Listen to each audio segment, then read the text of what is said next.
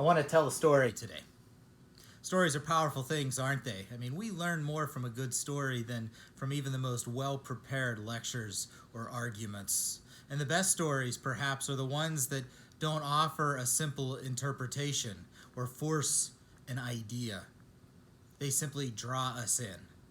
It's why we'll stay up late turning the pages of a novel. It's why we long for the day when actors can safely return to theater stages. And it's why sometimes binge watching on Netflix is more than just a way to pass time. Jesus, he knew the power of stories, especially these immersive, mysterious, challenging, inspiring stories known as parables, like the story of a sower sowing seeds in Matthew 13. Now, the last time that I stood in front of a crowd with the story of the sower and the seeds, I was actually speaking through an interpreter to our sisters and brothers in Tanzania. And today, here I am with a congregation that's gathered yet scattered, looking at me through your computers and phones and tablets and TVs. We even hear that Jesus himself was sitting in a boat as he told this story to people that were gathered on the beach. A good story can transcend anything that tries to keep it from reaching our ears and our hearts. And Jesus tells the story of the parable of the sower of the seeds. And then he says, "Let anyone with ears listen." Well, the story I have today is a little bit of a different angle on the story of the sower of the seeds. And it's a story that I've kept for many, many years in my notes around this passage from Matthew 13. And I wish that I could take credit for creating this story, but I'm simply kind of retelling my version of it as best as I can. It was written by a pastor named Jeff Krantz, and I don't know who that is, and I don't know how this story found me, but it did. And I can find no information about it anywhere. Zero. But I love this story. It's a story called The Rock. Once upon a time, there was a rock. And the rock stood alone and proud at the top of the mountain. For as long as anyone could remember, the rock was there. And it was bleak and cold and windy on the top of the mountain, but the rock liked it that way. And the rock was there alone. Formed in the heat of the earth and hardened beneath tons of other rock, this rock needed nothing. It was impervious to wind and rain and snow. This rock towered above everything with strength, powerful but lonely. Even though the rock was immensely strong, the mountain was not. And over the years, heavy rains meticulously eroded the mountain away. And eventually, the rock fell. Down and down it fell, farther and farther, until it came to rest in the very bottom of the valley, the despised valley. The rock longed so much for its old perch high atop the mountain that it couldn't appreciate the music of the birds or the new warmth of the sun that it felt. After many, many years, the rock began slowly to enjoy the warmer air and the milder winds, and then began to notice all the life that surrounded it. Flowers nodding in the soft breeze, tiny crickets and lizards, animals rearing their young. The rock watched as the field produced flowers and grain. The rock was fascinated by the grain. There was a cycle of growth in the valley the rock had never seen before. The sower came and sowed seeds, followed by the sprouting of shoots that grew into long, graceful shafts. And the harvest was gathered every autumn as the days grew shorter, and new life came every spring as the sower once again sowed the seeds. As the years passed, the rock began to wish that it might produce grain. Countless years came and went, and the sower always sowed the seeds, and some seeds always landed on the flat parts of the rock where the lizards came to lie in the sun. But as soon as the seed landed on the rock, birds came and snatched it away. Year after year, the sower scattered the seed. Year after year, the rock was covered as well as the field. But those seeds seemed as though they were wasted. At least the birds were fed, the rock thought. Year after year, the rock was frustrated as it longed more and more to be able to hold on to the seeds. And year after year, the rock's heart was broken. That's strange, the rock thought one year. I didn't realize that I had a heart to break. But there was something else that the rock did not realize.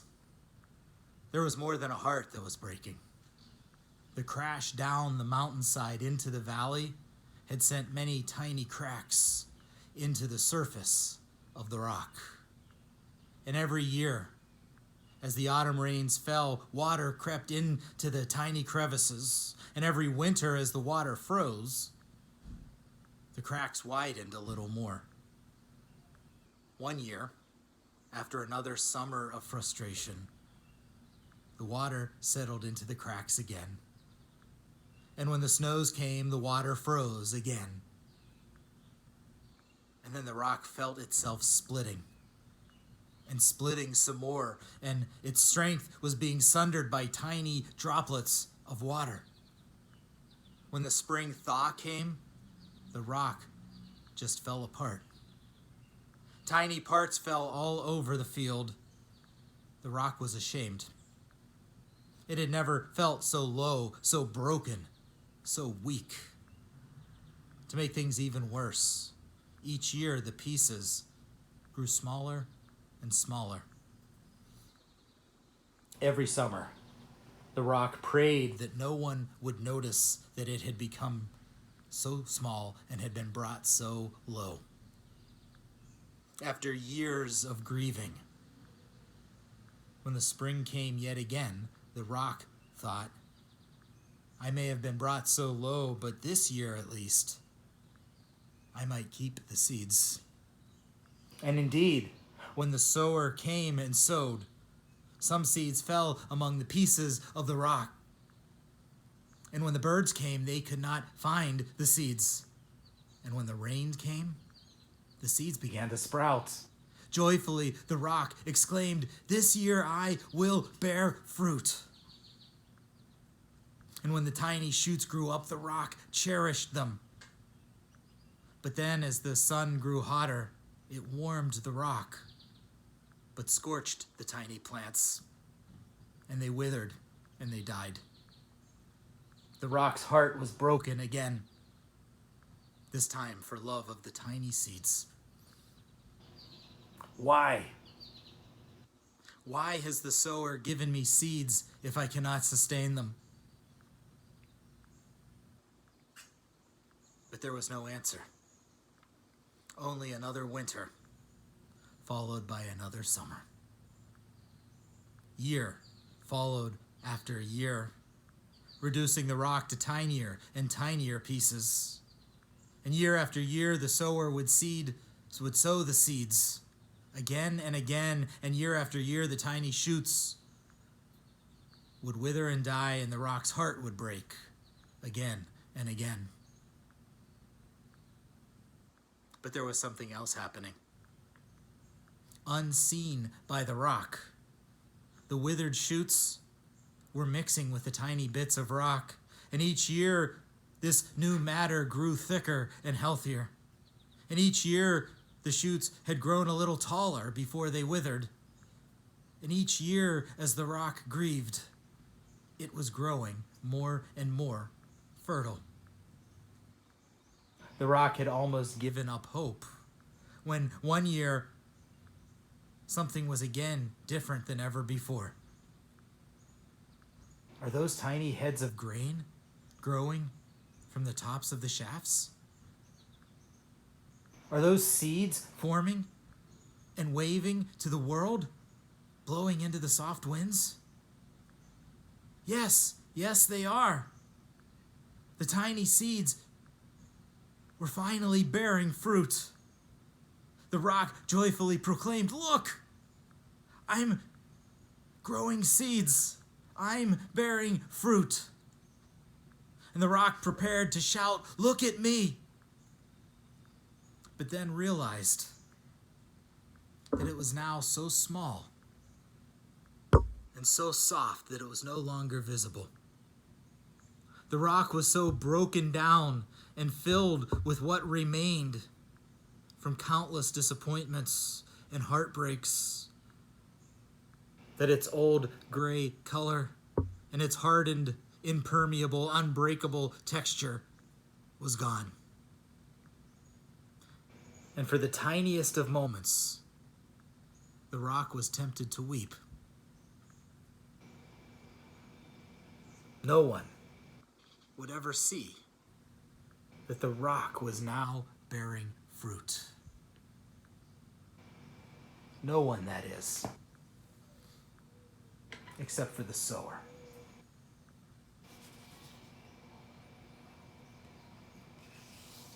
Please, carry the story of the sower and the seeds with you this week. Let it shape you. Let it draw you in. Stories are powerful, aren't they? The best stories, perhaps, are the ones that don't offer a simple interpretation or force an idea. They simply draw us in. Sometimes when we hear the story of the sower, it can be hard to get off the ground. It's tempting to focus on the different types of ground and be drawn to worry about what kind of soil we are or aren't, and to judge others by what type of soil they are or aren't. So as you experience the story of the sower this week, instead of thinking about the types of soil, pay attention to the sower. The sower who showers every type of ground with the same seed. Even though some seeds are snatched away and some seeds are scorched away, it doesn't change the behavior of the sower. Every surface is showered with seeds, period. Even the hardest, rockiest ground can be made into good soil by God's relentless and unconditional sowing. And as God's seemingly reckless sowing allows even us to bear fruit, more seeds are grown. Seeds that can be sown into the lives of others. Which means that there is hope for this world, no matter what kind of year it is. It's not our doing, it's God's doing. We desire only the seed. And the sower gives that seed to us freely. Let anyone with ears listen. Amen.